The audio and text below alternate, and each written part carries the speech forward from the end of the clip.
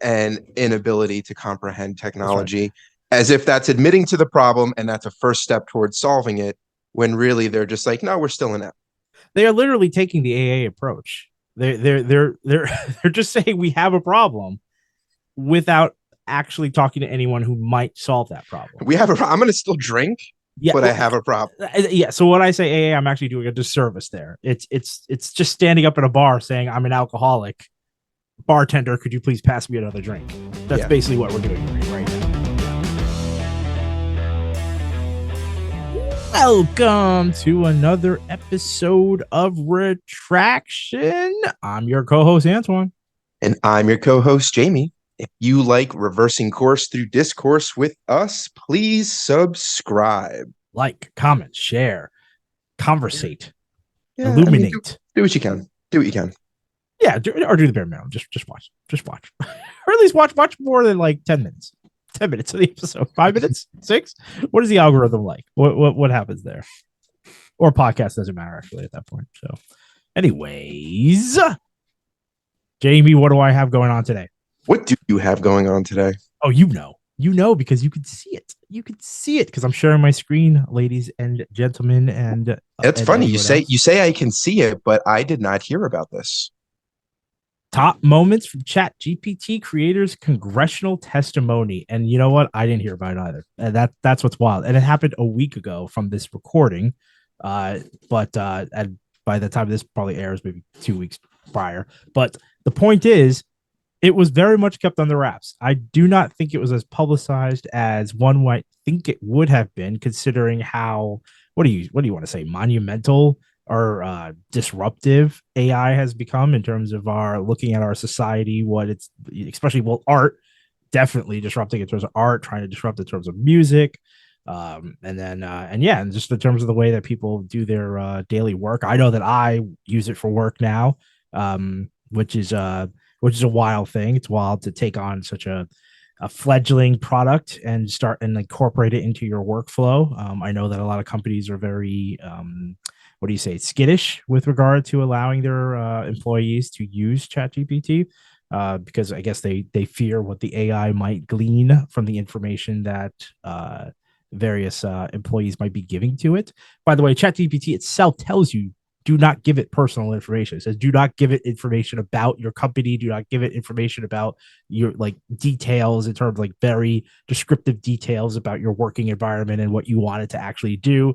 But again, that is very dependent on the user to have that style of discretion in order to make sure that whatever you're feeding GPT, it will not actually pick up as identifiable to your particular company or any individuals that you may be talking about that are of a personal nature, as opposed to people who are public figures or of a public nature.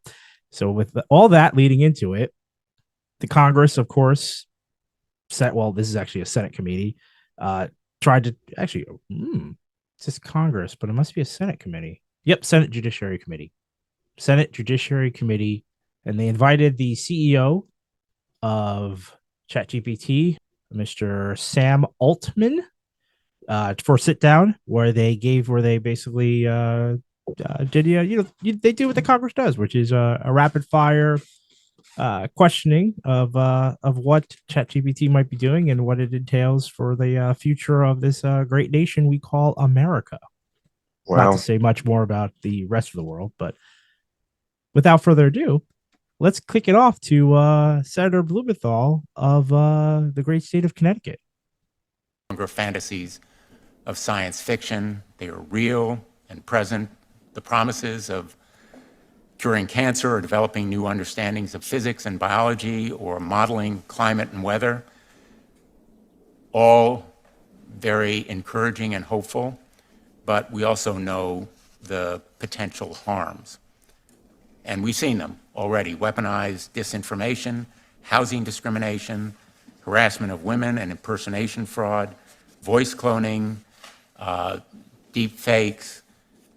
These are the potential risks despite the other rewards. And for me, perhaps the biggest nightmare is the looming new industrial revolution, the displacement of millions of workers, the loss of huge numbers of jobs, the need to prepare for this new industrial revolution in skill training and relocation that may be required. And already industry leaders are calling attention to those challenges.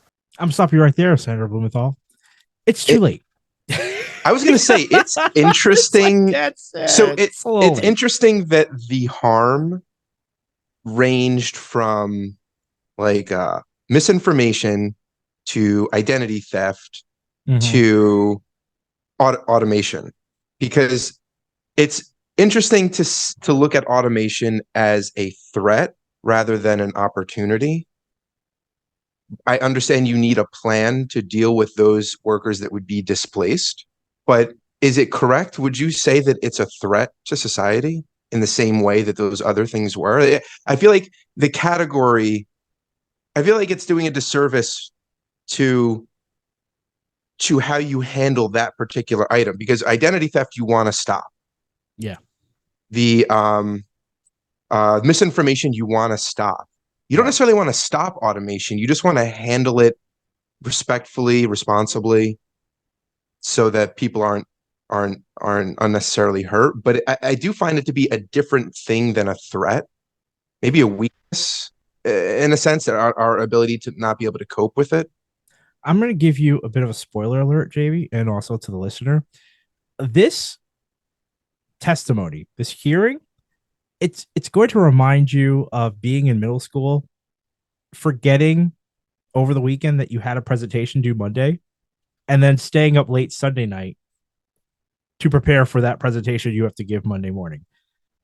You know, where you're probably in homeroom, scribbling down viciously some notes that you may be gleaning from other students around you as to information that you're going to now put into your presentation.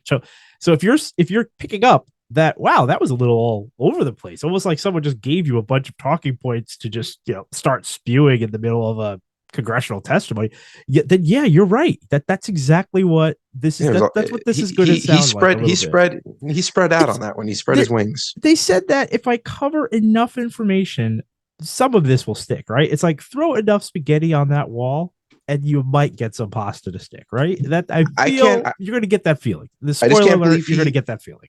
I can't believe he didn't bring up Terminators. I mean, why didn't he go there? Because it might have been, by the way, what I'm playing are the cliff notes via CNET. So this is what CNET thought was the most important parts of the testimony, because, well, we all have lives, and I'm not going to sit through 3 hours of testimony. But that's why I rely on media, and I'm going to go to CNET because they happen to be a computer electronic media outlet. So I gotta trust somebody. I don't know what their slant is. I don't know who they're owned by. I don't know what they really want. They're probably owned by AI. Probably at some point they might. The AI is determining which clips you will see. All I have to say about that is that yes, he is a little all over the Pancake Factory, but I want to also throw in that even being all over it, that is such a faux din response by Congress. It's just everybody's going to say that. Republicans, Democrats, it doesn't matter. Where they're like, what about the jobs? It's too late. This thing was created. This thing was studied. This thing is already in our zeitgeist. You cannot put this genie back in the bottle. It will move rapidly. And if it is going to eliminate jobs, there is no time to talk about retraining and relocation. People still live in Detroit. Car industry, Motor City, that Detroit, that Motor City, Detroit. Yes, there's still car industry up in Detroit, but the that dream that basically begged people to go up to Detroit, live in Detroit, be part of that industry, that dried up. Those people didn't leave. They just lost jobs. They were stuck because if you lose your job, you don't have money to relocate. You don't have money to job train because everything in this country costs money. Education costs money. Relocation costs money. Government's not going to float you a check to leave Detroit. So lots of people just got stuck in Detroit, or Detroit, neighborhoods just decayed because, people are left with nothing to do because the jobs are gone. That's what's going to happen here. There is no time for that, but it's fun that the Congress, that everybody, you're definitely going to hear this on the campaign trail, especially in 2024 as we elect a new president or keep our current one. you're going to hear all about this job retraining, reskilling, relocation. It is a complete fantasy. There's no time or appetite for the government to spend billions of dollars sending people back to school and giving them a check to float them in the meantime so that they can get retrained and reskilled to pick up a new type of job. If you lose your job based on AI, the odds are you'll probably never get another one, or the job you do get will be at a vastly lower pay rate than the job you were let go from. Yeah. Well, I'm curious why he's bringing up the jobs point in this hearing with the owner or the CEO of OpenAI, right? Yeah. Because if it was about job training, that company has nothing to do with that. That is a government action, right? I mean, what's the point to say this is a threat? One, are they going to regulate it to a sense where companies are not allowed to have generative AIs and give public access to that, like, or use it in any way that would displace people? Like, what is the point of him even bringing that up as a caution in this, other than just a soundbite for media? Right. Because what's he going to do about it? You're either going to stop it, you're not going to do anything, and things are just going to happen the way that they always happen. Exactly. Or you're going to proactively take care of people who are displaced. Yeah. No, I mean, to me, it reeks of political brinksmanship. But maybe others have a little bit more of a grace for our great leaders as they struggle to understand the 21st century. And it only gets a little worse from here, which is why we're going to keep moving on. The same choice when we face social media. We fail to seize that moment. The result is predators on the internet, toxic content, exploiting children, creating dangers for them, and Senator Blackburn and I and others like Senator Durbin on the Judiciary Committee are trying to deal with it, Kids Online Safety Act, but Congress failed to meet the moment on social media. Now we have the obligation to do it on AI before the threats and the risks become real. I mean, no offense, but if you can't figure out social media, good luck with AI. Exactly. I love the little throw out there. By the way, I don't mean to be bashing the Democrats this way, but I mean, I feel like they're doing it to themselves. Hey, we're working on something that has nothing to do with this particular, but it has to do with computers. In my mind, they're related. They're all digital. They're all computers. We're gonna get social media to talk to the AI and tell it to stop. The AI is going to tell social media and tell it to train jobs. Right. Yeah, train people for jobs. Yes. Yeah. And get the Facebook to talk to the Chat GPT. Yeah. I had to laugh because I'm not going to even give Sam's response on this one, because he has a lot of moments where you feel like he wants to do a Jim from The Office and just look into the camera. He basically kind of politely addresses that A, they're not a social media company, and B, he has no real control over what is happening with regard to social media companies and how that is affecting the lives of children the world over. Which was actually funny, because I got a notification that, and it came through, social media risks for youth mental health highlighted in new Surgeon General report. So that's an article that's now out there, Stat News, but I assume that other places might be running with it. But if you do read this article, you'll find that it doesn't really have anything to do with AI, because it's something that's been generating for, I don't know, the inception of social media and how we paid no attention to it's the way it's impacted our society and just let it run rampant, because of course they're corporations, so they would regulate themselves, and they only want the best for our society, because I mean that's how you make money, I guess, is because the people feel good and then they participate in your product, and it's not addictive, and you don't push it into everything that we happen to do, our society in general. What do you call it? You don't weave it into the fabric of our great civilization, so much so that it's almost impossible to live in it without engaging in it. Why would you do that? That's horrible. Why would you do that? No corporation would do that. So anyway, all that going aside, he's a little off the mark. And you'll find that is a running thread, and it continues throughout the rest of the congressional testimony. Well, it's interesting that so far he's cited their past negligence and inability to comprehend a technology Correct. as a means of acknowledging their still present ignorance Correct. and inability to comprehend technology, as if that's admitting to the problem and that's a first step towards solving it, when really they're just like, no, we're still in it. They are literally taking the AA approach. They're just saying we have a problem without actually talking to anyone who might solve that problem. I'm going to still drink, but I have a problem. Yeah. So when I say AA, I'm actually doing a disservice there. It's just standing up at a bar saying I'm an alcoholic. Bartender, could you please pass me another drink? That's basically what we're doing right now. Yeah. And I think my question is, what kind of an innovation is it going to be?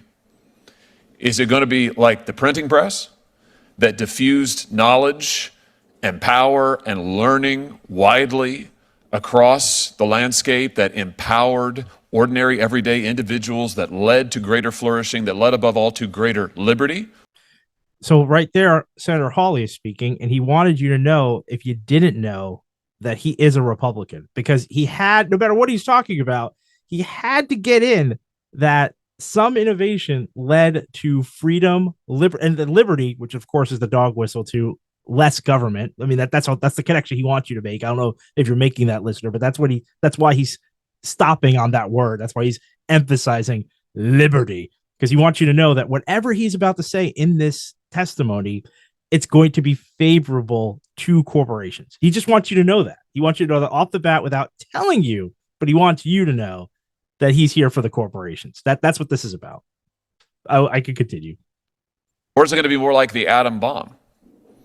Huge technological breakthrough, but the consequences, severe, terrible, continue to haunt us to this day. Only a Republican senator.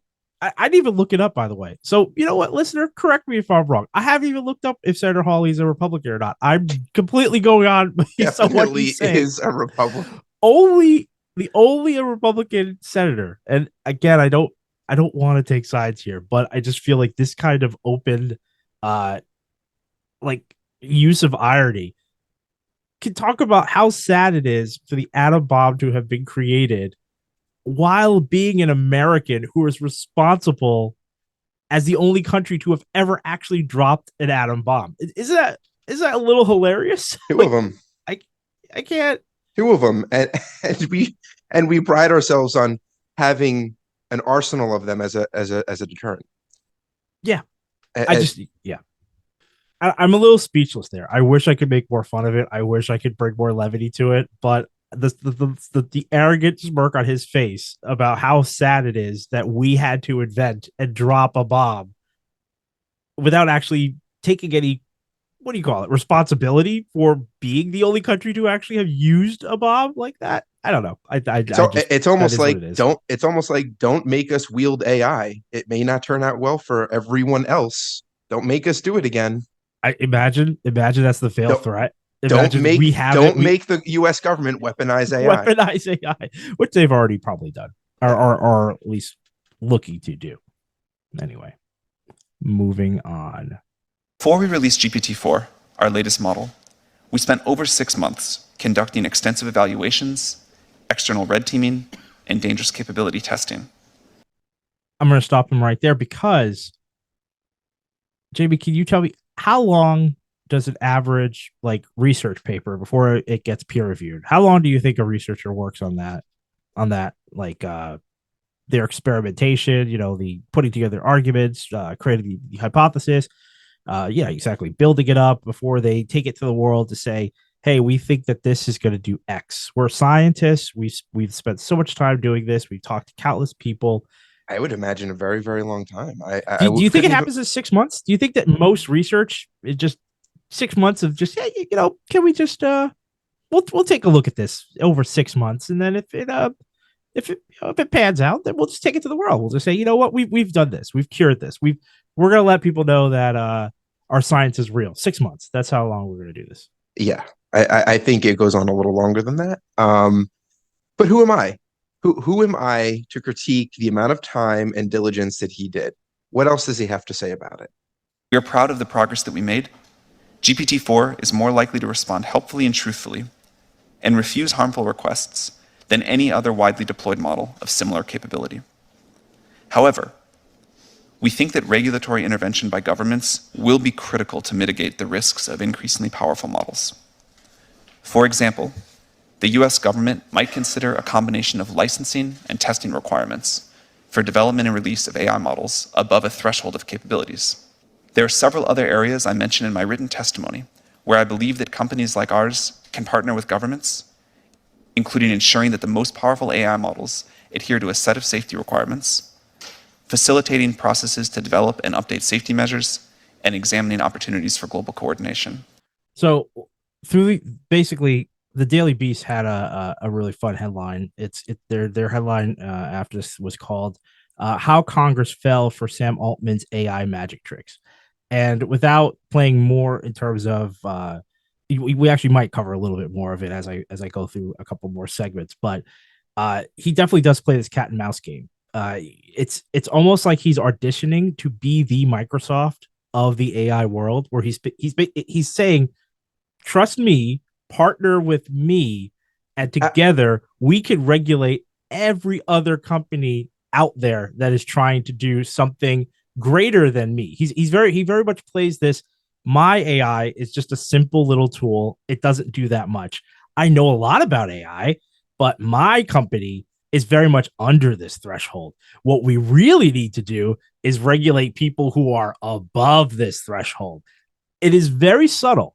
And it's just like a thread that if you listen to the testimony, anyone listen to more of the testimony with this in mind, you will start to pick that up, because it is, I feel like it's facetiously put in there for people who may not be on the uptake of like the current, like the way the world is working and how AI and basically the struggles between their AI, OpenAI's ChatGPT, Bard, for instance, of what Google's trying to do. They probably know more companies out there that are trying to do something similar. If you're not familiar with this world, you're not familiar with what's going on here, I don't know, like the aged people in Congress, you would fall for this. That's all I'm trying to say. If you think that this and social media are the same thing because they both use computers, you're probably going to fall for something like this. And you're going to say, hey, you're going to want an expert to help you. Exactly. Right. Exactly. And it's interesting. It's partially what you just called out, but what stuck out to me was his proposal, his gesture that will partner with government. I don't recall that being the dynamic when government regulates anything, that we partner with them. It's very much we're subservient to it, right? Like there's laws and we abide. And it's not really a partnership. It's like an acceptance of, this is the law that I have to follow. It was just, is it me, or is that just an odd way of phrasing it? It's almost like he's controlling it. It's like a power move where he has the power. He has the upper hand. He is deciding to partner with government. And no, when you get a speeding ticket, do you think of that as my partner? Or when you're not allowed to do something, do you think of that as your partner? Yeah. It just, I'm that part confuses me. That the positioning of the dynamic, I guess, is what's kind of throwing me off there. Well, I think he's coming out of the precedent. And here's the thing: I don't know if there is other precedent, but remember, Trump made a huge thing about his like technology council. Do you remember that? Do you remember like he brought on Elon, he brought on like Gates, like trying to say, you guys are the power brokers of this space, this digital space. I'm going to rely on you in order. Yeah, that doesn't sound good. Well, that's what I'm saying. I feel like that's where he's pulling from. Yeah. What is the prisoners are the running the prison type thing? Yeah. Or whatever that exactly. is. Yeah, like you're asking you don't know what you're doing. Yeah, exactly. So you're going to the people that you want to regulate, and you're saying, you tell me what to do. Right. It's almost like special interest groups writing bills for congressmen, which is exactly what happens. So I mean, I feel like, what do you call it? Instead of having to cower and like hide behind politicians, that's the special sauce that the the tech bro has, is that they have that arrogance to come out and just be like, we're just going to tell you what to do because we know you're an idiot and we're going to call you an idiot in public. And you're not even going to realize I'm calling you an idiot. And you're going to ask me, and you're going to ask for another. I'm going to slap you. You're going to ask for another slap. And then you're going to ask me to teach you how I slap you while I continue to slap you. That's basically what we're talking about here for anyone who wants to do the TLDR. That's the TLDR of what this testimony really is about. I can't wait until this dude isn't even going to show up to these things anymore, and it's going to be a monitor with an AI version of itself. It just says Chat GPT, and it's on a they're using the old like CRT what do you call it, screensaver, so it's just rotating, ping-ponging back and forth on the screen. Yeah, exactly. I could see that. So up next, which was actually my favorite, is a woman named Christina Montgomery, who is the vice president and chief privacy and trust officer for IBM. IBM tickled me to no end, by the way. I just have to throw that out there. I'm gonna probably go back to it, but I'm gonna have to use the word tickled. I giggled at IBM's testimony. The Cheshire grin, because the listener cannot see this, the Cheshire grin that this woman basically comports throughout this testimony is only, you can just only do it when you know just how powerful and big you are, and have just been invited to what is supposed to be something where you're supposed to explain yourself, and you realize that you don't have to explain anything. It's like the grin of someone who's bought everyone in the room and is there just like a mafia person. Like it's like when the mob guys would basically get called into court, like back in like the Capone days, it's like they know they've bought everybody. The jury's bought off, the judge is bought off, the guy who let you in through the front door is bought off. The only person who's not bought off is like the prosecutor. They're the only one who still think that they're playing a real game. It's that or the viewers.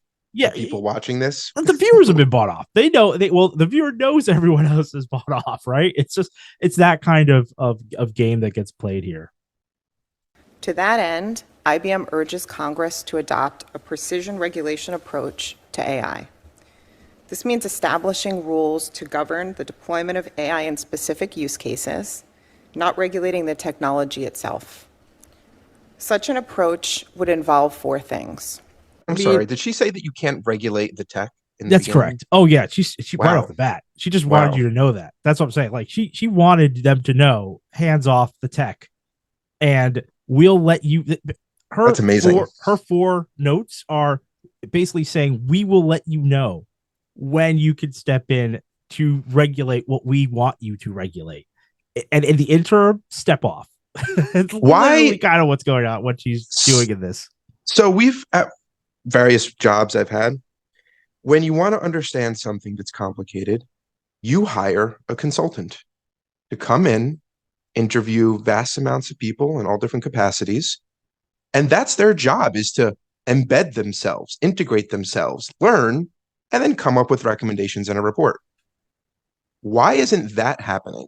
Why aren't we sending people into these companies to learn everything there is, look under the hood, and then report back as a third party, as an objective entity?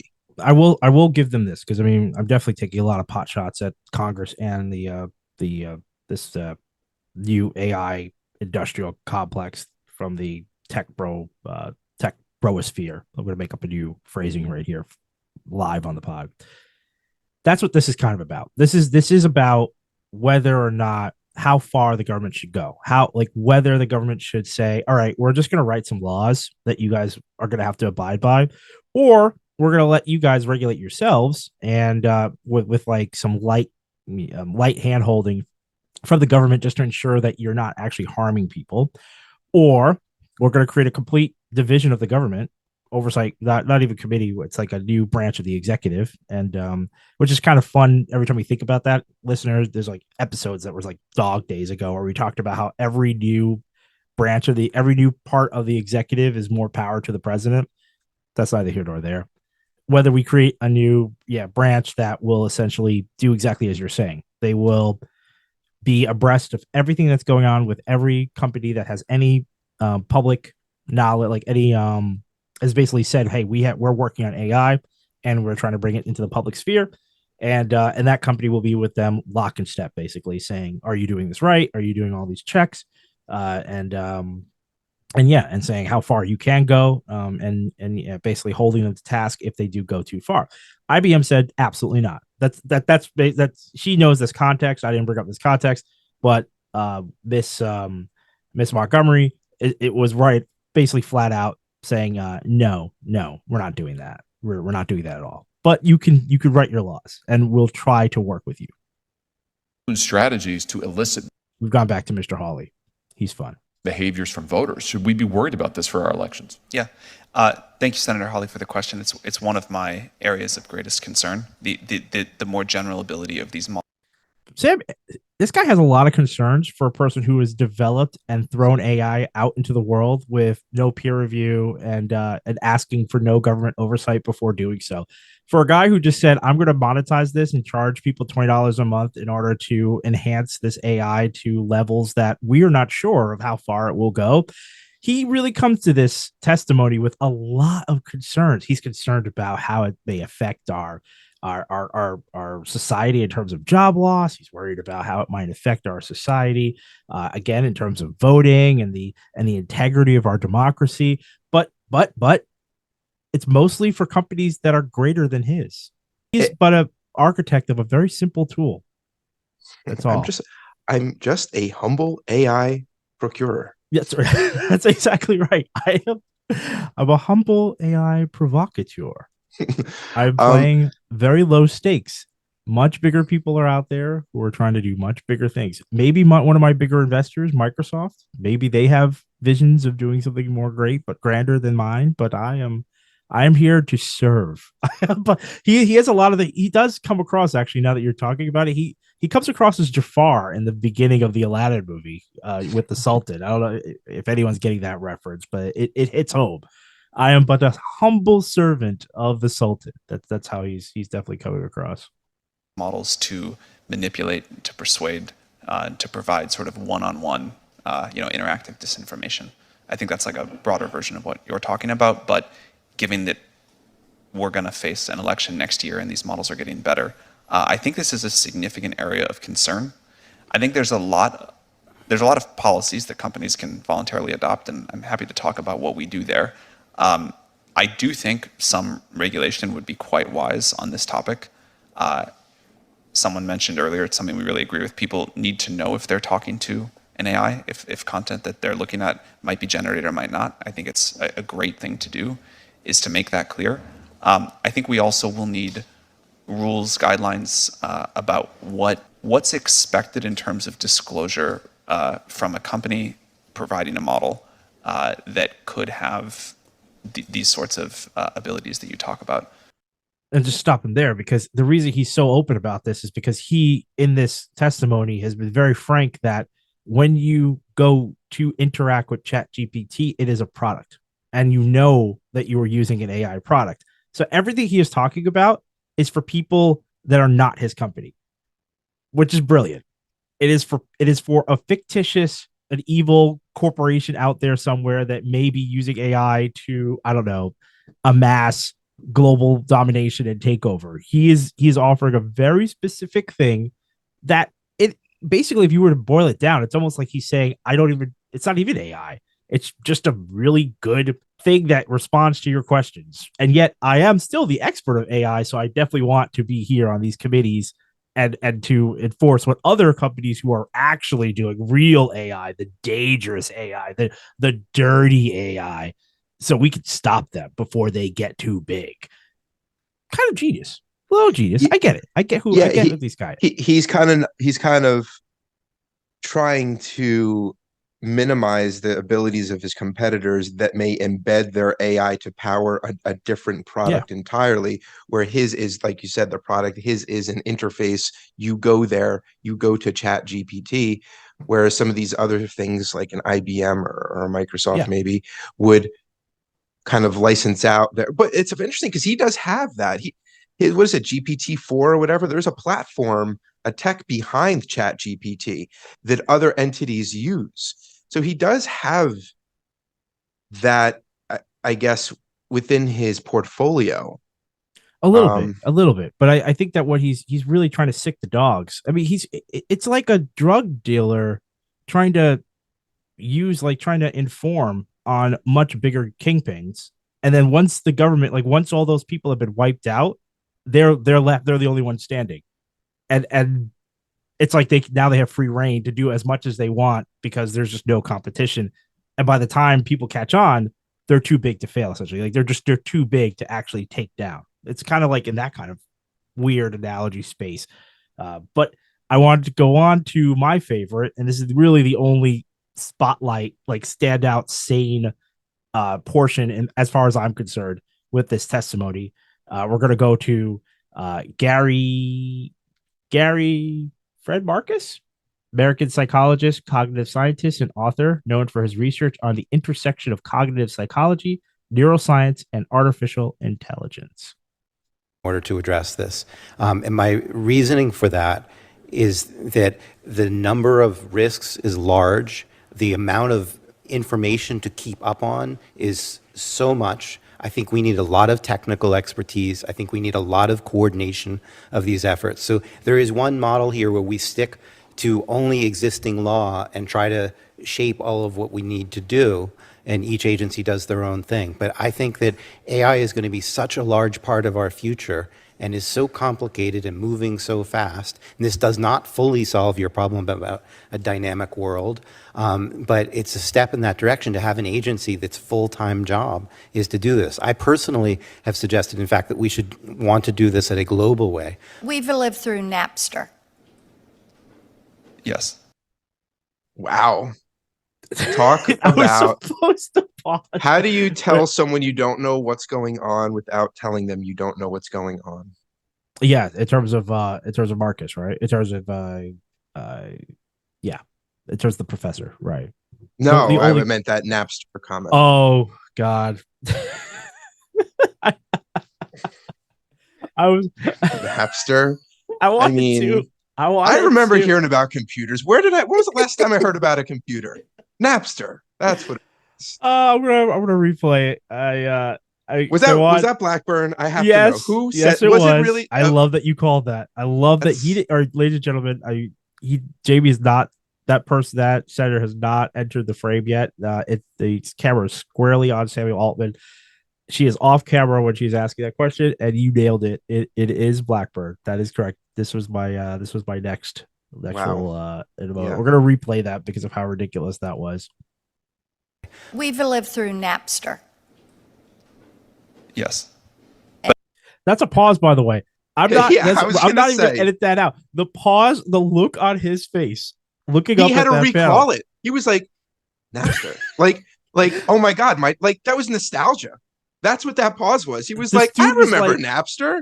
Where was I? Where was I in life? Was I in high school? That's exactly what he was doing. This dude was 12. Based on his age and my remembrance of when Napster came on the scene, this guy was about 12 years old, and that was the look on his face is just pure. Yeah, it's the joy you have of someone recalling something from your childhood that you just thought back on very fondly. He was like, I do remember ripping my MP3s off and putting them into the internet, into the interweb at that time. I do remember dialing up. Blackbird is probably as off could be with her challenge here. I'm not even gonna play the rest of it because she basically says, you remember Jukebox is the chat GPT, it's like the AI created beats kind of thing, and she's concerned about its impact on music, and it's like, well, there's just not much you could do about that. And stronger copyright isn't going. The only thing stronger copyright is going to do is give more money to a smaller amount of corporations that control the rights to music. You're basically just going to hand over creativity more and more to corporations if you come in with stronger copyright with regard to it. So it is what it is. But she's definitely on the wrong end of the sauce aisle for this one. That's par for the course. Moving on to another person who is a little off. with an election upon us, with primary elections upon us, that we're going to have all kinds of misinformation. And I just want to know what you're planning on doing about it. I know we're going to have to do something soon, not just for the images of the candidates, but also for misinformation about the actual polling places and election rules. Thank you, Senator. We talked about this a little bit earlier. We are quite concerned about the impact this can have on elections. I think this is an area where hopefully the entire industry and the government can work together quickly. There's many approaches, and I'll talk about some of the things we do, but before that, I think it's tempting to use the frame of social media, but this is not social media, this is different, and so the response that we need is different. You know, this is a tool that a user is using to help generate content more efficiently than before. They can change it, they can test the accuracy of it. If they don't like it, they can get another version. But it still then spreads through social media or other ways, like ChatGPT is a... All right, I'm sorry, I was trying to hold that in. I lost it there because it's like talking to, I don't know, someone with like dementia or something. They're just like, what about the frying pans? What are you gonna do about the frying pans? And you're just like, well, okay. Frying pans can be dangerous if you use them to hit people. You don't use them in the proper way. I completely understand that concern. So, welcome to the lawnmower convention, where we talk about lawnmowers. Lawnmowers is the product I make and I know most about. I am definitely concerned about the misuse of a frying pan. I can get that, but I really know more about lawnmowers than I do frying pans. Thank you. Yeah, I was going to say, that's a fine example. It's they are trying. He was very polite with his. It's very tempting to try and frame this in the same vein as social media. I thought that at least she was transparent about what her concerns were, as self-serving as they are, and that is her own reelection. Yes, correct. You had Blumenthal in the beginning go through in at least some of everything that he could think of or staffers could give him. Right. And he covered off a lot of things that would impact people. Right. This was very much about her. What are you going to do to protect my job? What are you going to do? Not automation, not identity theft. I'm trying to get reelected soon. What are you going to do to prevent this from impacting my chances? She almost went as far as to say that someone made a deep fake about me. What are you going to do about that? And can you tell me who did it? I'll send you the social media link. Oh man. Yeah. I thought that was a rich moment. Last rich moment, and before we end this segment, as it gets long in the tooth, but I had to end it on our boy Lindsey Graham because he's always good for a soundbite. As ridiculous a human being as he is, does he get mad? Is it a mad soundbite? The man knows how to pull in the viewers. He's a king of drama, and in fact, so much so that CNET ended on him. He's the last person who gets to talk out of this, however long hours testimony. They end on Lindsey Graham because again, they know that he pulls in. He doesn't disappoint. The man knows how to land his speaking points. Model refuses to generate. We have policies. We also importantly have monitoring. So at scale, we can detect someone generating a lot of those tweets, even if generating one tweet is okay. You agree with me that the simplest way and the most effective way is to have an agency that is more nimble and smarter than Congress, which should be easy to create, overlooking what you do. Yes, we'd be enthusiastic about that. You agree with that, Mr. Marcus? Absolutely. You agree with that, Ms. Montgomery? I would have some nuances. I think we need to build on what we have in place already today. We don't have an agency. Regulators. Wait a minute. Nope. We don't have an agency that regulates the technology. So should we have one? But a lot of the issues, I don't think so. A lot of the issues. Wait a minute. So IBM says we don't need an agency. Interesting. Should we have a license required for these tools? So what we believe is that we need to regulate. That's a simple question. Should you get a license to produce one of these tools? I think it comes back to some of them potentially, yes. So what I said at the onset is that we need to Do you clearly believe define that- risks. Do you claim Section 230 applies in this area at all? We're not a platform company, and we've, again, long advocated for a reasonable care standard in Section 2. I just don't understand how you could say that you don't need an agency to deal with the most transformative technology maybe ever. Well, I think we... The pause there reminds me of Will Ferrell in Zoolander with the piano key necktie, asking IBM what it's like to be at the forefront of the most transformative technology our civilization has ever seen. The company behind the freaking computer, asking them that, you can see it in her face. She just wants to yell, this kid, he built a tool where you can ask it how many states are in the freaking United States and it gives you the answer. We built the computer. We built the piano key necktie. I feel like I'm taking crazy pills. I'm IBM. Who is this kid? Like, you can see it in her face. She really just wants to yell out, I am IBM. Do you know what that means? It's crazy. That's why she really got me. She got me with that. When he asked if they should be regulated, and her reply was some of them, implying not us. Not us. Yes. Some of them.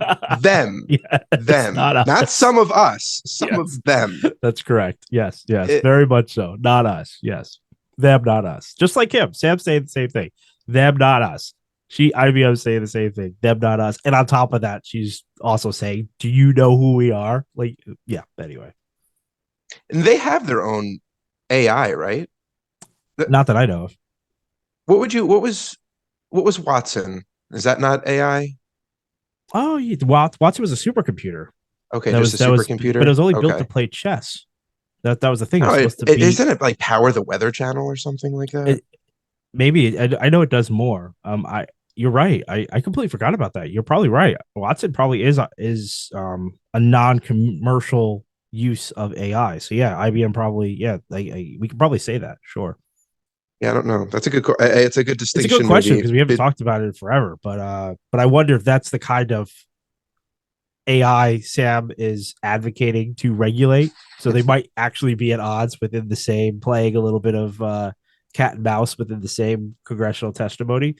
But that moment was just like, I just felt like it was pure gold. You just can't write this. You if you wrote it, it would feel artificial. Senator Lindsey Graham talking to IBM about, do you know what it's like to create transformational technology? Like being like, do you have any idea what this kid has done?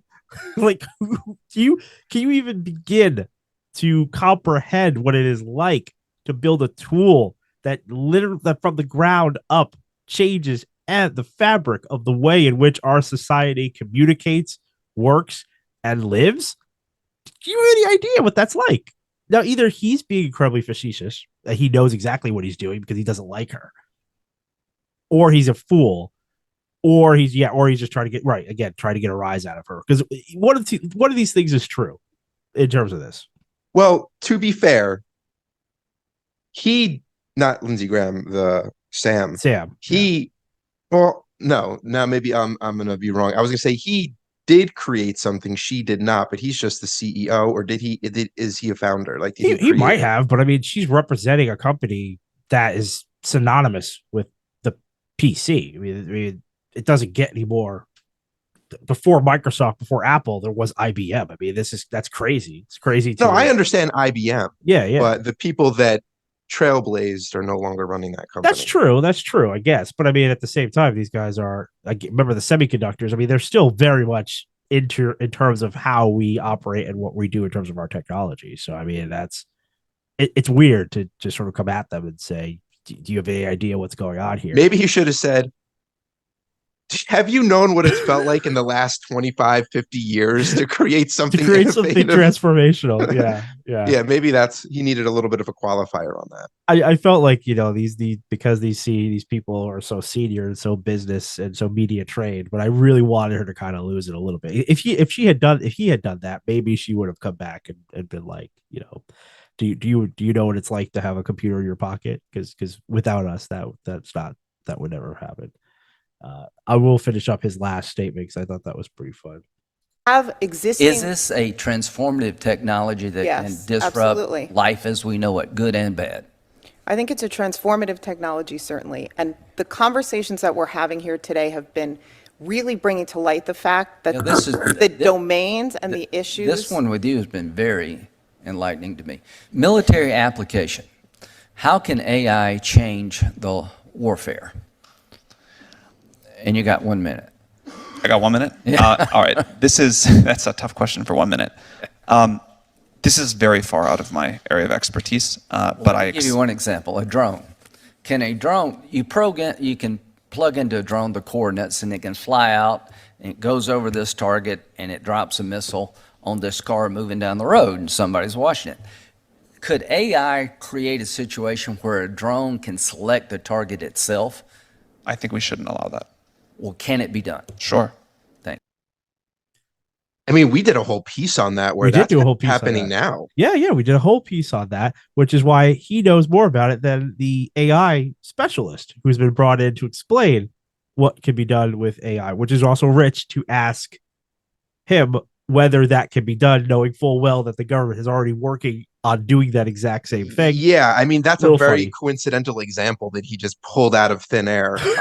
Well,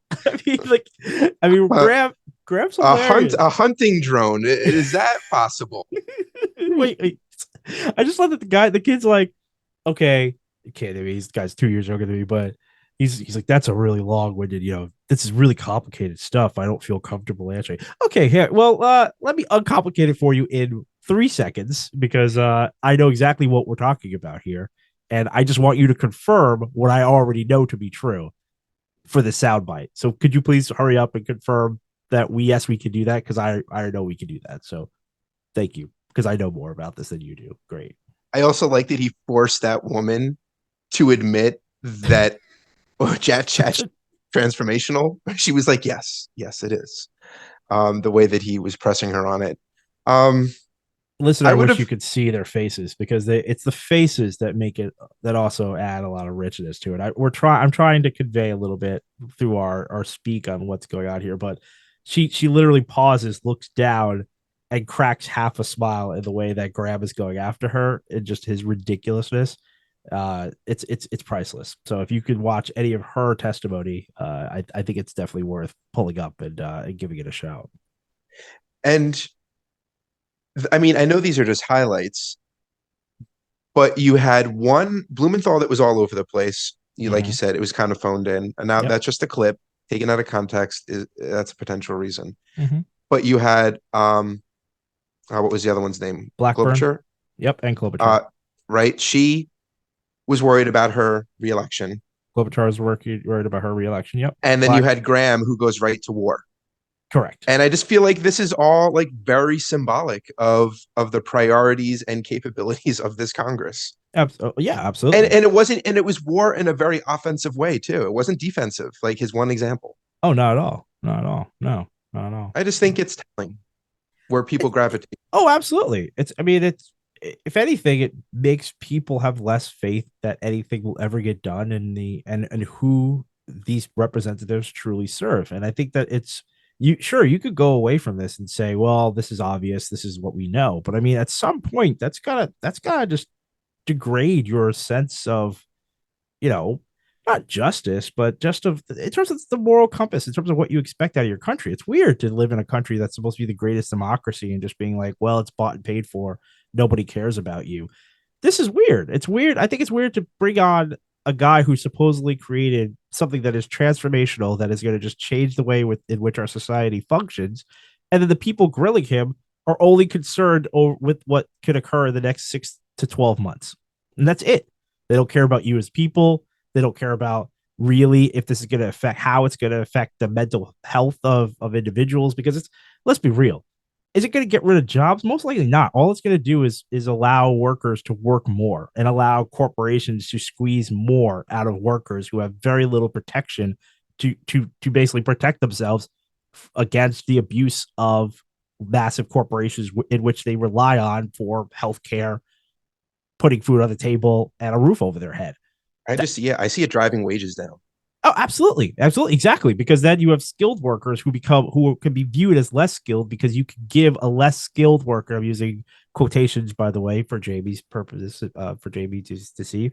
You could give a less skilled worker this powerful tool that is supposedly turning them into a more skilled worker, which then drives wages down. Exactly. Because you don't have to pay someone who can do something off of memory.